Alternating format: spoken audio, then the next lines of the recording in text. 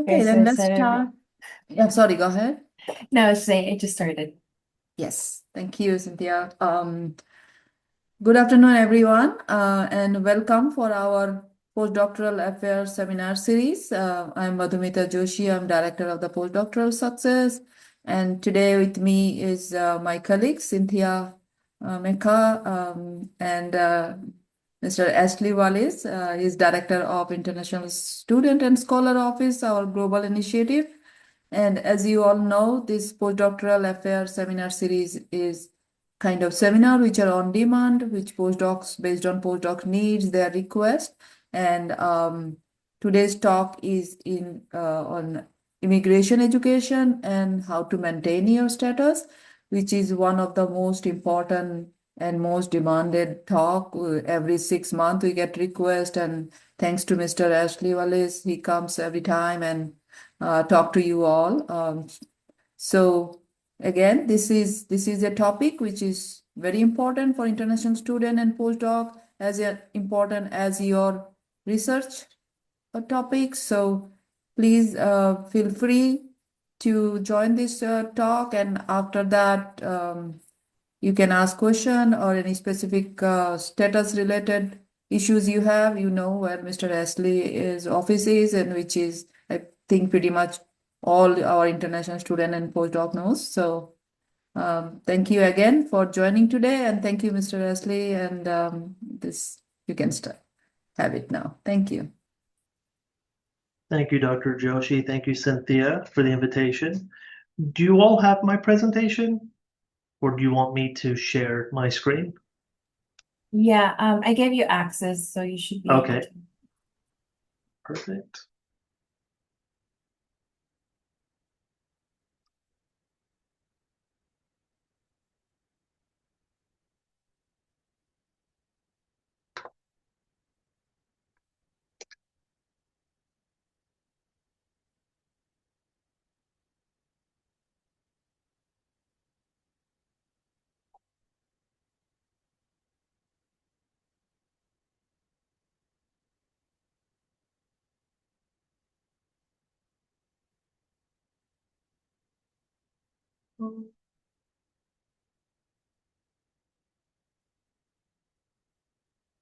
Were you all able to see my screen?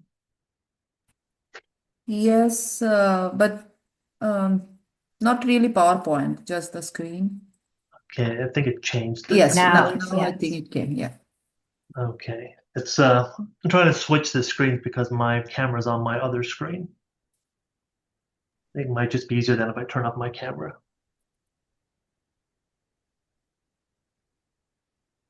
We can see the screen now.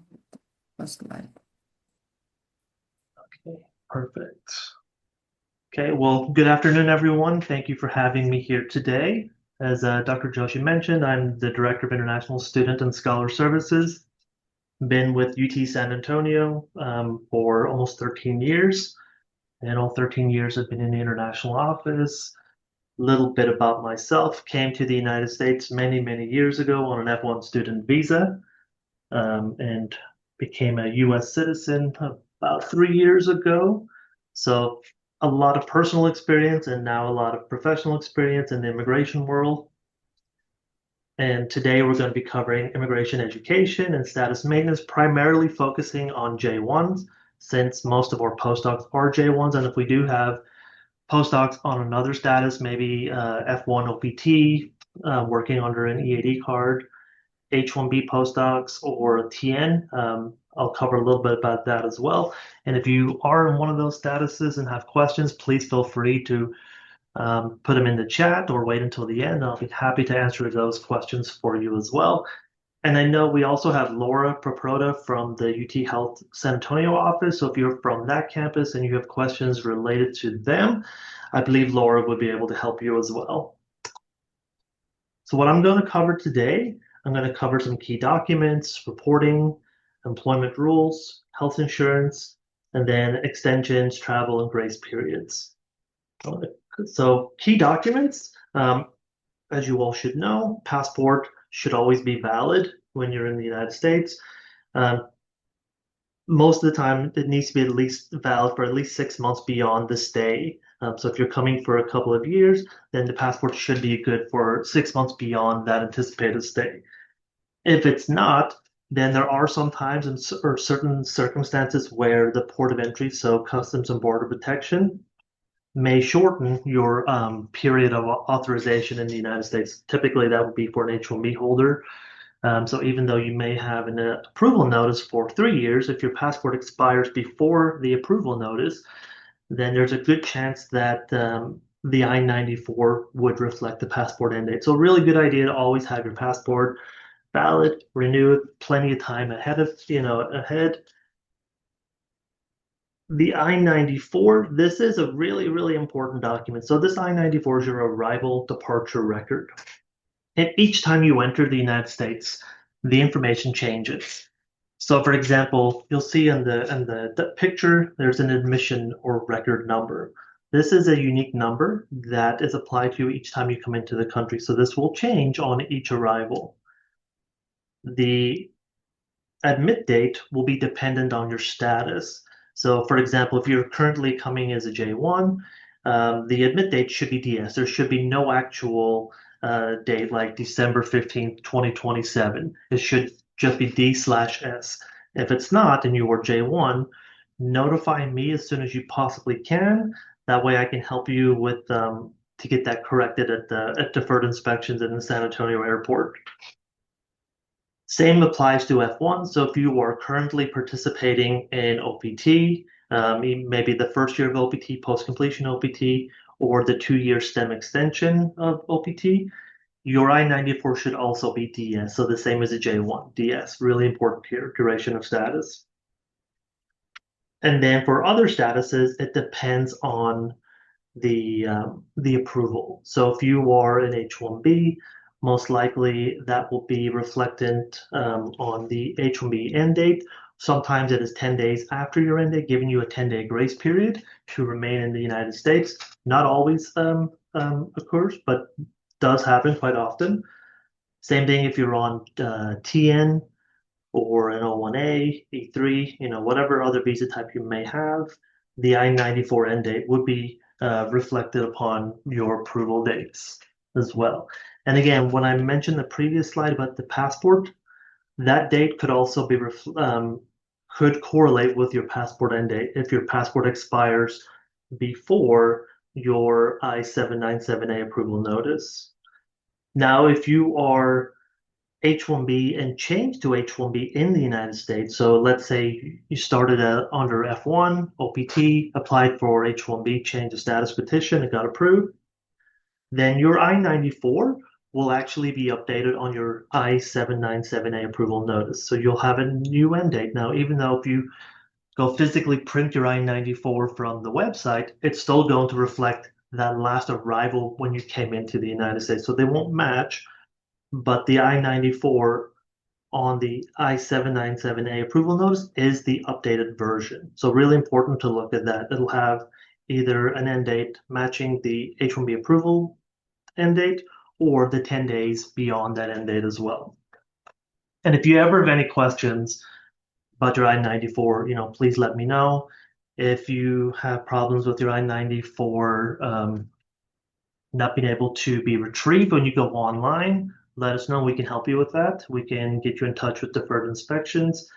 Again, really important to always check the I-94 each time you arrive in the country. If there is an issue with it, it's easier to fix that issue closer to your last arrival date rather than wait several months before you notice it. Some reporting requirements. This is primarily for our F1 and J1 population, and OPT is included under the F1 population. So simple changes like your address must be reported to the international office within 10 days. So if you are under UTSA's jurisdiction, so you have an I-20 from us or you have a DS-2019 from us, then you would be reporting those updates to UT San Antonio. Now, if you are working at UTSA or UT Health with an I-20 from a different university, maybe you're on your OPT, then you would need to report that address change to the institution where you earned your degree. Again, within 10 days of the change, Really important that you understand that those must be reported within 10 days. And then we will report that on your behalf to CVIS.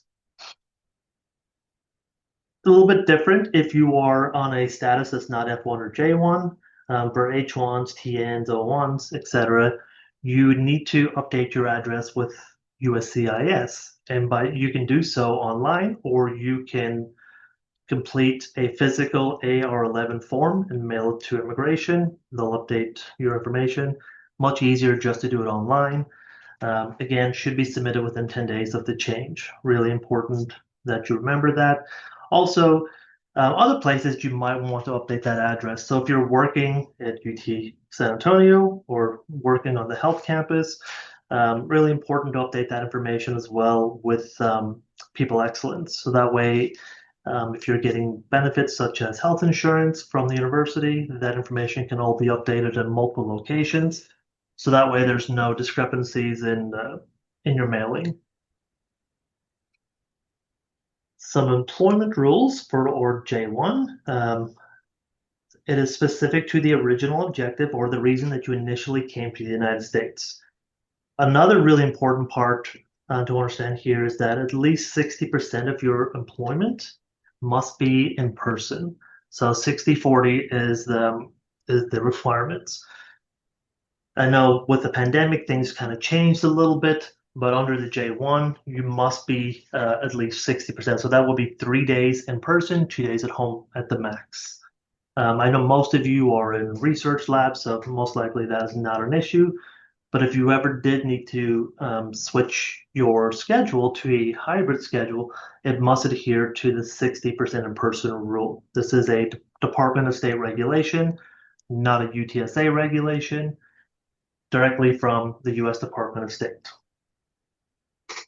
H-1B is employer specific. So if you have an approval notice that lists UT San Antonio as your employer or UT Health as your employer, that's the only place that you can work. If you are interested in working outside of our organizations for a different employer, that employer must also file a petition on your behalf. So they would have to file a concurrent employment petition.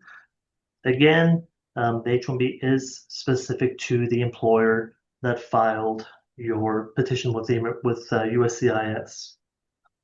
Now with OPT, so all of our F1 researchers, postdocs, OPT is a little bit more flexible.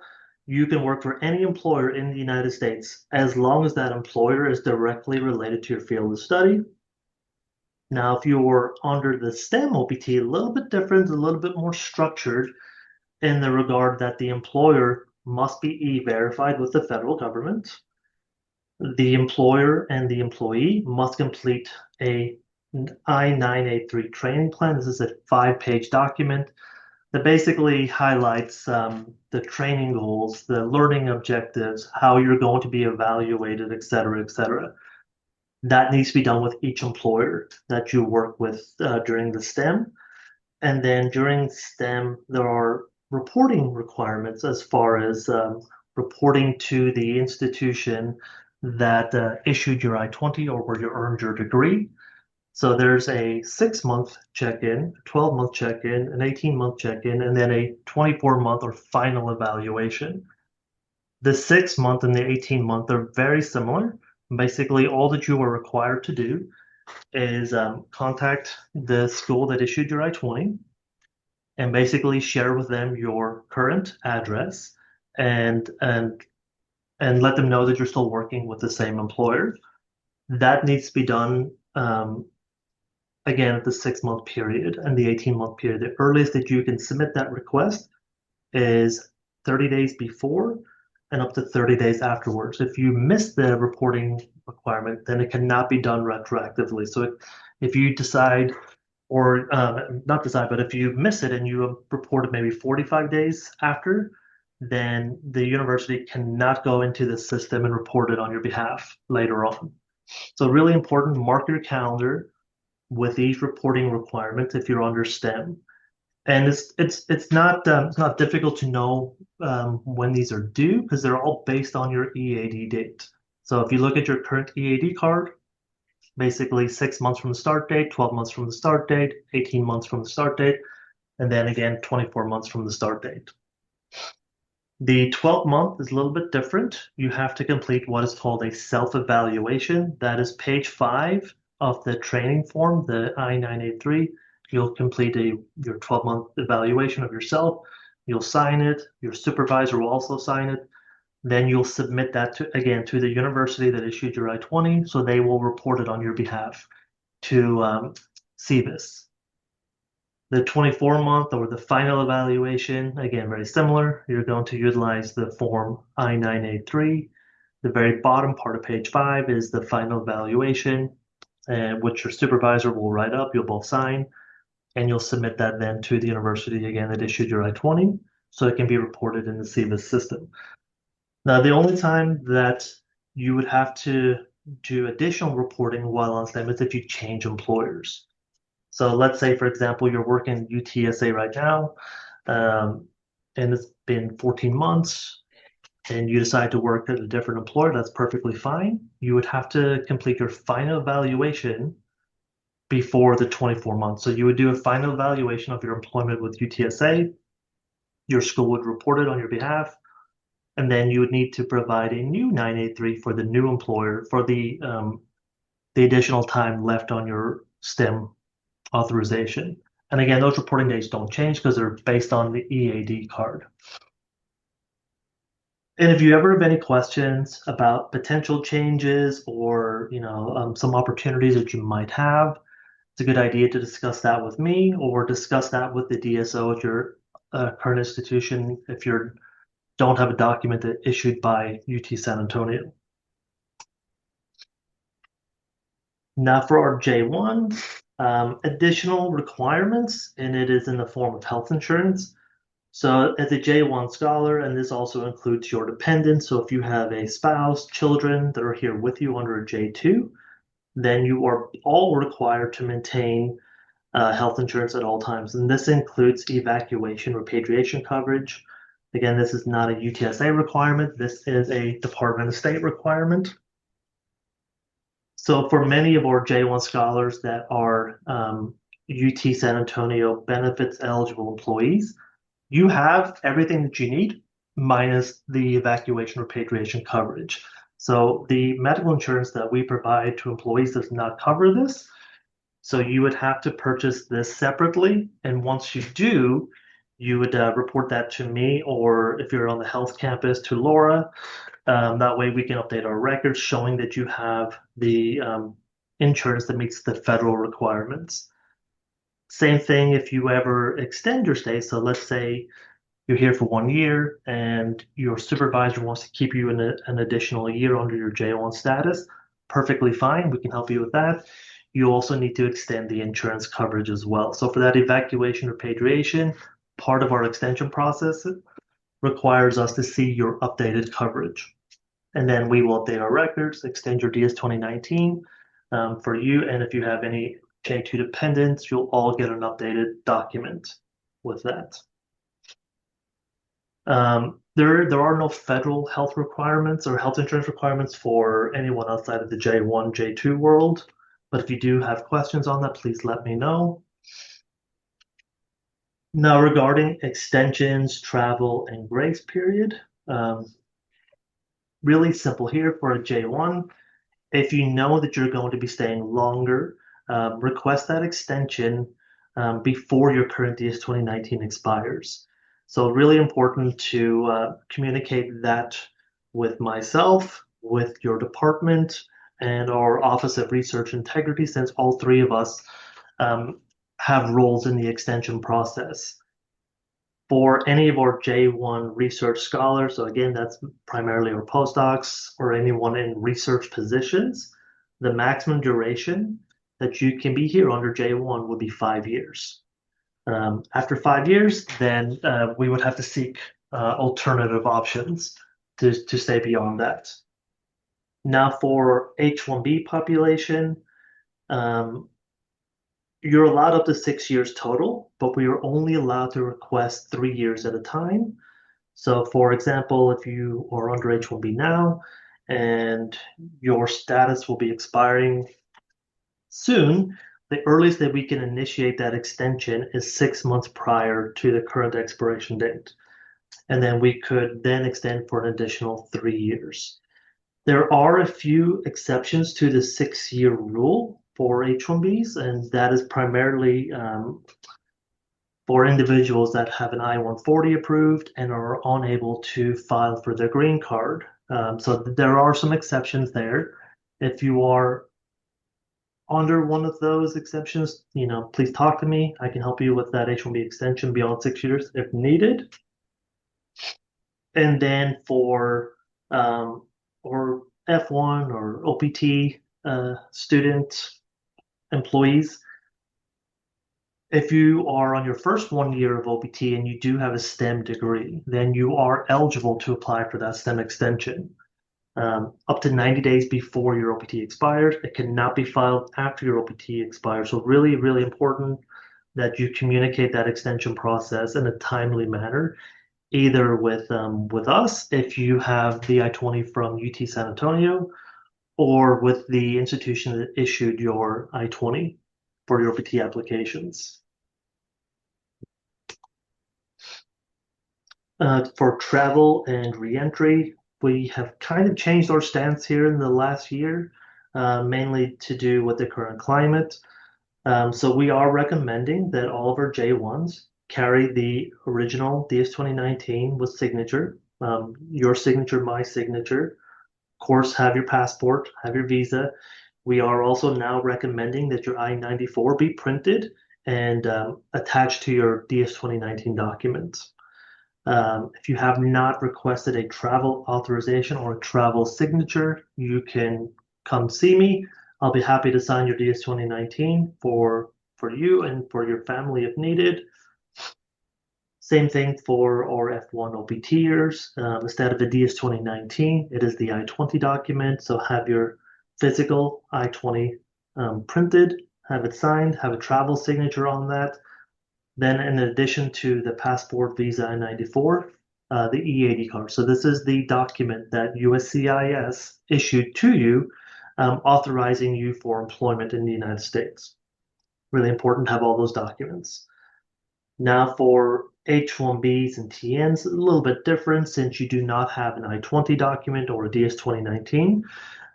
Most likely you have an approval notice from USCIS, an I-797A, or an I-797B if it went through consular processing, passport, visa, I-94. Again, have all those documents printed and have them with you.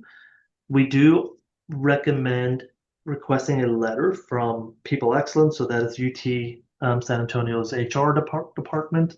They can give you an employment verification letter.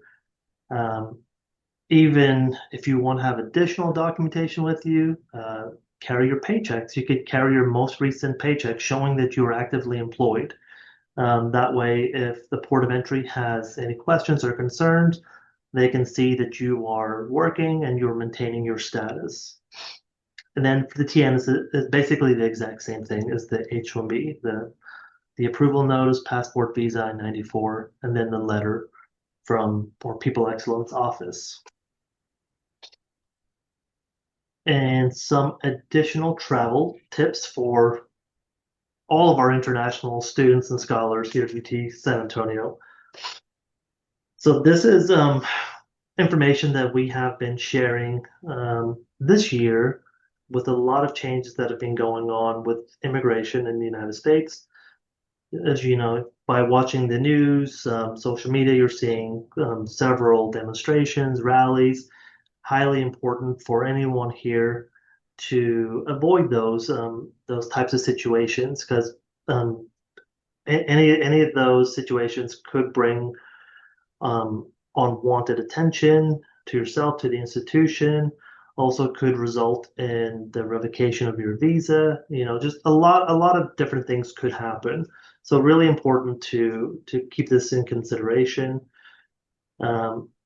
If you are traveling anywhere near the US border, so that is the US border with Mexico or Canada, again, have all of your documents with you.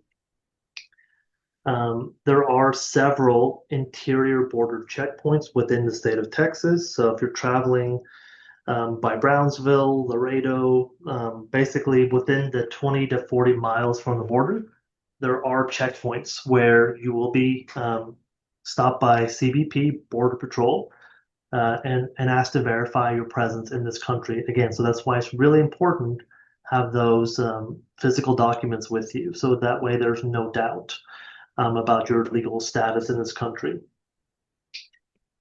Social media, so anyone who is going for a visa appointment, maybe to get a first-time visa if you change your status inside the country, or going for renewal, social media now is part of the process where the embassy will ask for your social media information.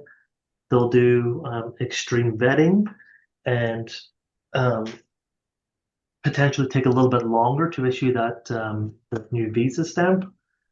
If your social media accounts are not public, then the embassy will not proceed with your visa renewal. Most likely will contact you to make those public in order for you to continue with the process. We are telling all of our students, scholars here at UT San Antonio not to store their documents electronically, always carry them physically. The reason for this is if you have them electronically, and let's say you get stopped by law enforcement or immigration, and you give them your phone or your tablet to review your documents, essentially they have free reign now of your digital profile. They can look at anything and everything, and if there's something that they do not like, they could use that against you. Really important to not work off campus without authorization. This is primarily for our F1s that are students. Really important, if you are going to be working off campus, you need to get the appropriate authorization to do so. For example, students, that would be typically CPT, curricular practical training, maybe pre-completion OPT, or for anyone that is graduate, again, that's going to be your OPT authorization EAD card. So really important to have that EAD card physically with you and do not work before the actual start date that has been granted by USCIS. And then again, just to kind of reiterate what I mentioned earlier in the presentation, that make sure to report changes to us or to the university that controls your status within 10 days of the occurrence. Really, really important to do that. Grace period. So for our J1s, you have a 30-day grace period to remain in the United States after the program end date. So basically, during this 30-day grace period, it's giving you time to prepare for your departure from the United States. During this grace period, you cannot work.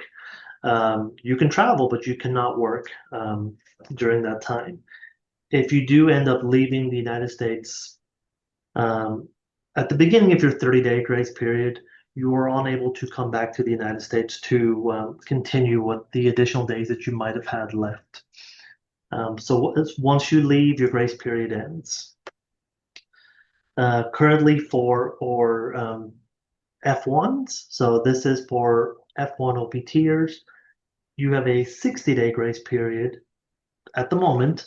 This is actually under review right now with Homeland Security, where it has been proposed that the F1 grace period also be shortened to match the J1 grace period of 30 days. If that does happen, of course, we will notify everyone. And then really important to notify my office, also your supervisor of your anticipated departure. For our J1s, we have a program end form that we will have you complete with your supervisor, basically just letting us know how your program goes. So it's almost like an evaluation of your stay here. And then we will use that information to update your STIVIS record.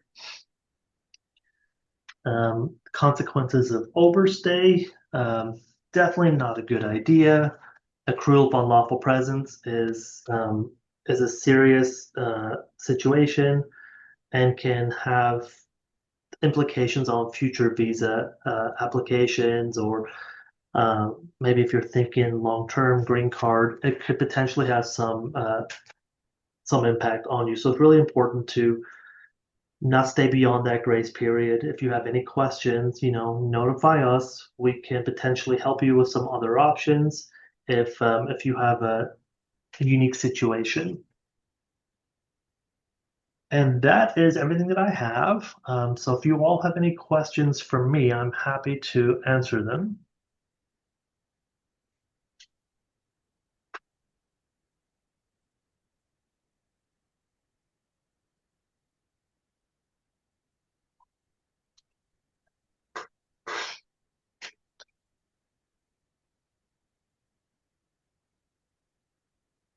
Were there any questions, Cynthia?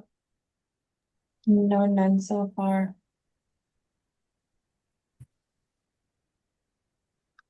Yeah, if anyone has any question, you can type it or even you can directly ask.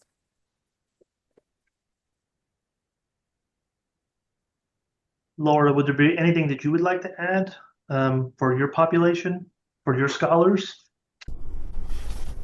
Yeah, thanks, Ashley. So for our J's, we have, I know that Ashley mentioned, that they have an in-program form. We have the in-program request within the portal that you would initiate and then populate if you're departing or transitioning to another status. And then as if you do travel and re-enter, we ask that you upload both your I-94 and visa if you applied for a new visa stamp to the portal. That's all I got. I mean, you did a good job. Thank you, Laura.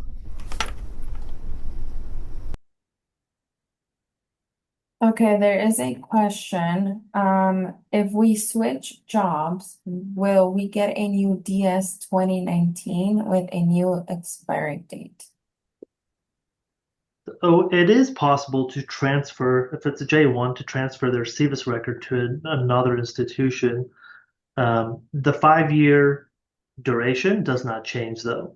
So if you've been, let's say, for example, you've been at UTSA for 2 years and you transfer to UT Austin, then they'll give you a new DS 2019, same CVIS ID, everything will remain the same as long as the research and everything is the same as what they initially came under. Then UT Austin or whoever would be able to issue a new DS 2019 for up to 3 additional years. So you don't get 5 years more. It's 5 years total. So if you transferred 3, 4 different times, you still only get the same amount of time.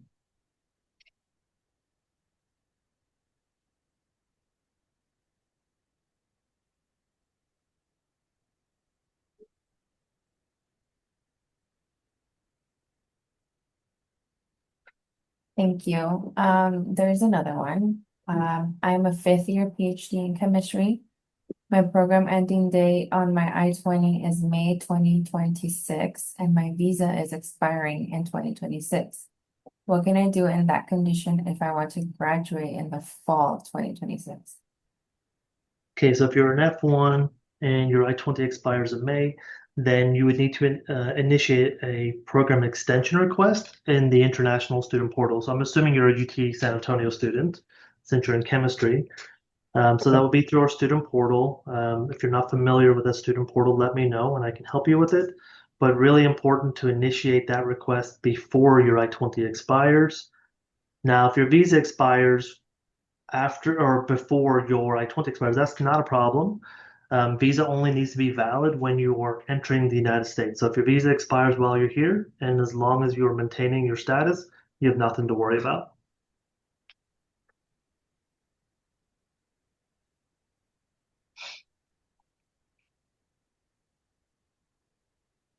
They said thank you.